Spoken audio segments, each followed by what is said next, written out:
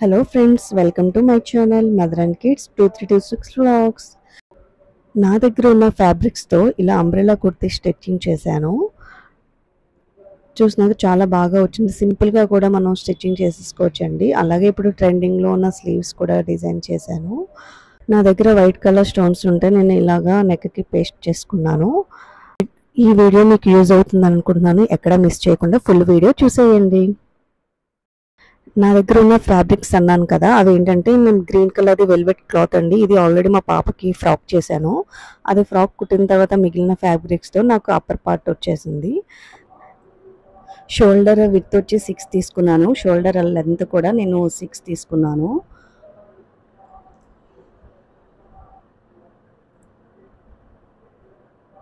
అలాగే కర్వ్ ఇక్కడ shoulder arm hole curve వచ్చి 1.5 తీసుకున్నాను.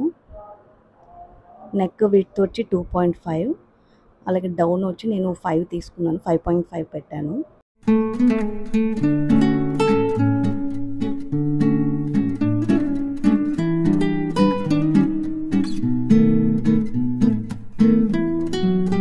చెస్ట్ లెంత్ వచ్చి నేను 38 సైజ్ కదండి, 9.5 తీసుకున్నాను. అలాగే 2 ఇంచ్ మార్జిన్ ఎక్స్ట్రా తీసుకున్నాను.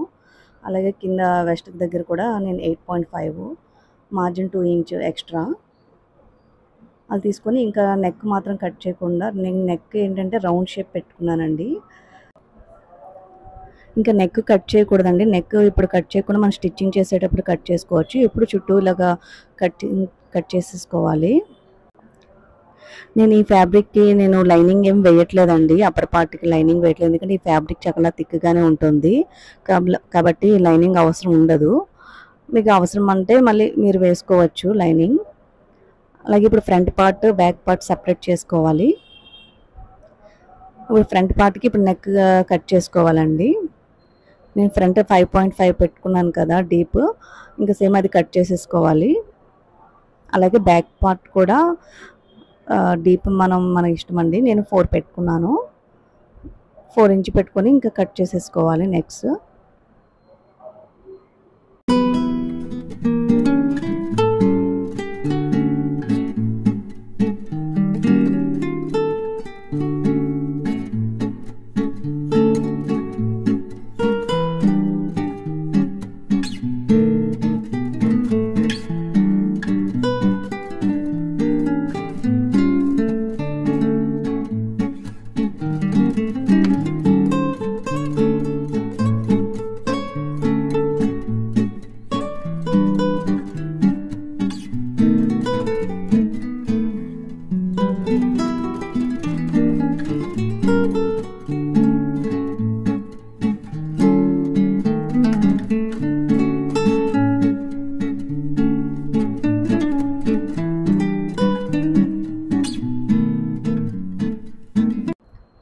ఇప్పుడు స్లీవ్స్ కట్ చేసుకుందాము. స్లీవ్ కటింగ్ కూడా నేను లెంత్ 9 ఇంచెస్ తీసుకున్నాను. అలాగే విడ్త్ వచ్చి 11 తీసుకున్నానండి. మామూలుగా అయితే నార్మల్ హ్యాండ్స్కి అయితే 9.5 సరిపోతుంది. నేను దీనికి కొంచెం ఒక అటు సైడ్ కొంచెం ప్రిల్ వచ్చేలాగా నేను ఉంచుతున్నాను. అందుకే 2 ఇంచెస్ ఉంచి ఎక్స్ట్రా నేను ఫుల్గా ఎంత ఉందో నా దగ్గర ఫ్యాబ్రిక్ అలా పెట్టేశాను. అంటే 11 పెట్టుకున్నాను, 11 ఇంచెస్ వరకు. అలాగే కింద లూజ్ ఫిట్టింగ్ కూడా చూసుకొని నేను 6 పెట్టుకున్నానండి. పెట్టుకొని ఇప్పుడు చూస్తున్న విధంగా కటింగ్ చేసేసుకున్నాను. ఇది మనం లాస్ట్లో ఎక్కువ ఏమైనా అనిపిస్తే ఎక్స్ట్రా వస్తే ఫ్యాబ్రిక్ స్టిచ్చింగ్ అయిన తర్వాత కట్ చేసేసుకోవచ్చు.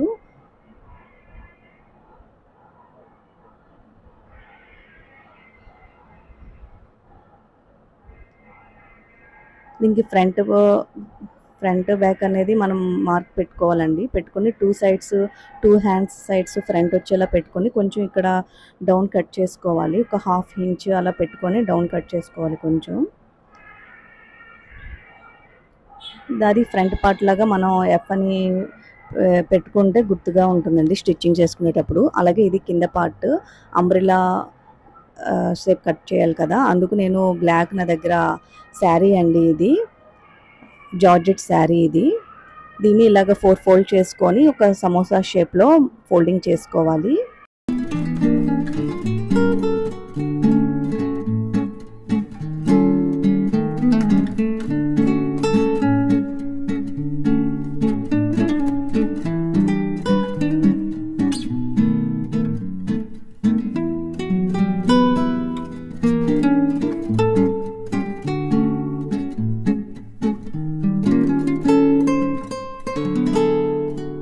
ఇప్పుడు మన అప్పర్ పార్ట్ కట్ చేసుకున్నాం కదండి, పై పార్ట్ అది ఎంత ఉందో అంత చూసుకొని ఫిట్టింగ్ అవన్నీ చూసుకొని సేమ్ అంతే మనం ఇక్కడ మార్క్ చేసుకోవాలి.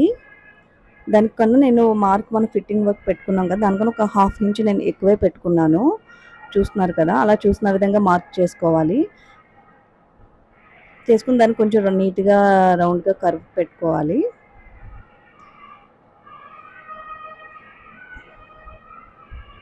ఇప్పుడు మనకి కింద లెంత్ ఎంత కావాలో మన కుర్తా లెంత్ పై పార్ట్కి మైనస్ చేసుకొని మిగిలింది ఎంత లెంత్ కావాలో చూసుకొని సేమ్ అంతే లెంత్ సెంటర్ పార్ట్ నుంచి పెట్టుకోవాలి.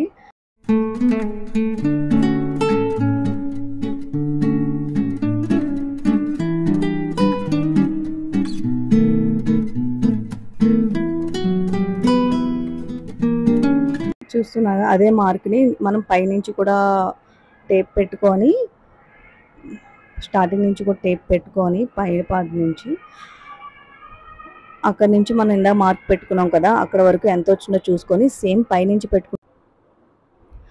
అలా పైనుంచి పెట్టుకోవడం వల్ల సర్కిల్ అనేది బాగా వస్తుందండి.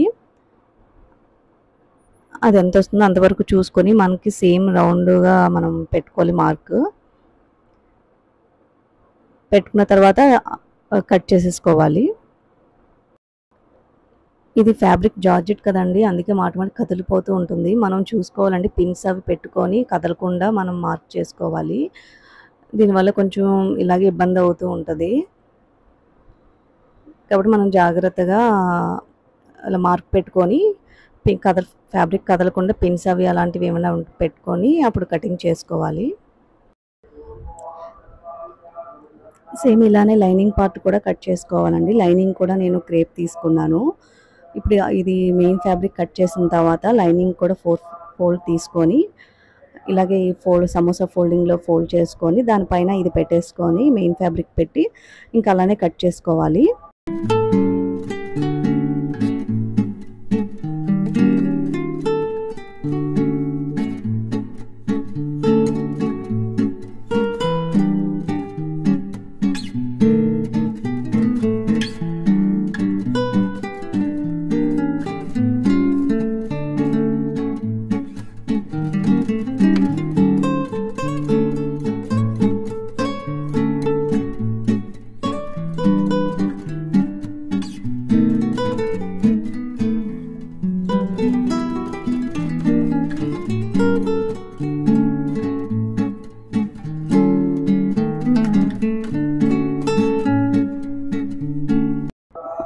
ఫ్యాబ్రిక్ కటింగ్ అయిపోయిందండి. ఇప్పుడు స్టిచ్చింగ్ వీడియో చూద్దాం. ఇది ఫ్రంట్ పార్ట్ అండి.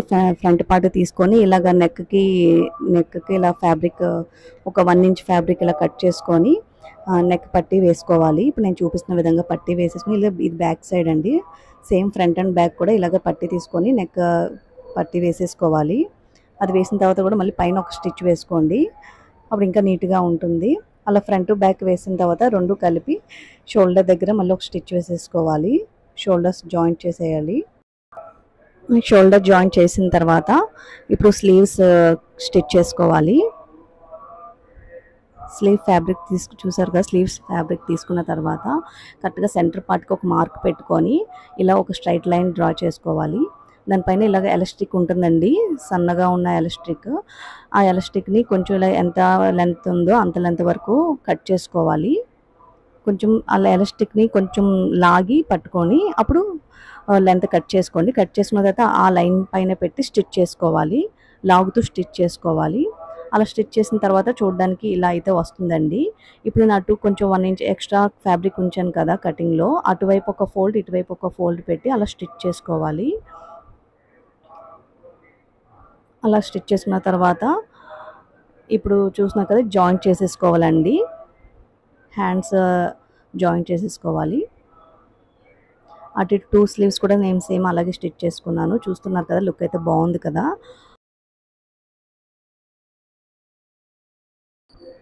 స్లీవ్స్ జాయింట్ చేసిన తర్వాత ఫ్యాబ్రిక్ రివర్స్ చేసుకొని ఇలాగ మార్క్ మన ఫిట్టింగ్ ఎంతగా కావాలో అంత మార్క్ పెట్టుకోవాలి. మార్క్ పెట్టుకున్న దానిపైన స్టిచ్ చేసుకోండి. స్టిచ్చింగ్ వేసుకున్న తర్వాత ఇప్పుడు డౌన్ పార్ట్ తీసుకోవాలి. అటు ఇటు సైడ్స్ కటింగ్ ఉంది కదా, దాన్ని జాయింట్ చేసుకోవాలి.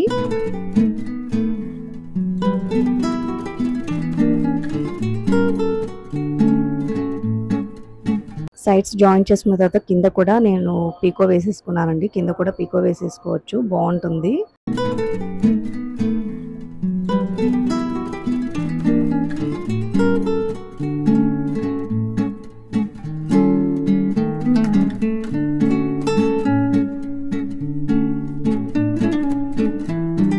ఇప్పుడు పై పార్ట్ తీసుకోవాలి. పై పార్ట్ తీసుకొని ఇప్పుడు నేను ఎలా చూపిస్తున్నానో అలాగే పెట్టుకొని స్టిచ్ చేసుకోండి. ఫినిషింగ్ అయితే చాలా నీట్గా ఉంటుంది.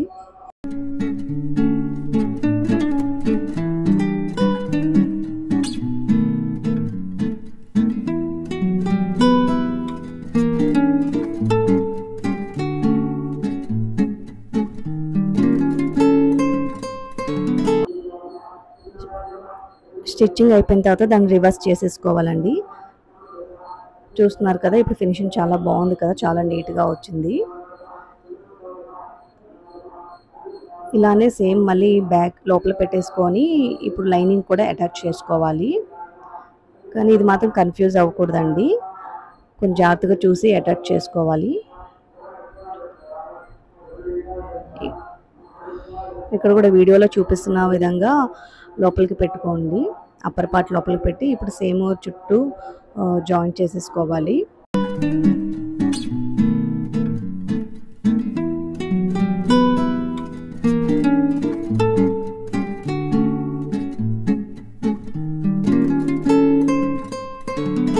చూస్తున్నారు కదా ఎంత నీట్గా వచ్చిందో. లోపల కూడా మనకి గుచ్చుకోదండి, ఫ్యాబ్రిక్ అనేది పైకి వచ్చి ఉంటుంది కదా నార్మల్గా జాయిన్ చేస్తే.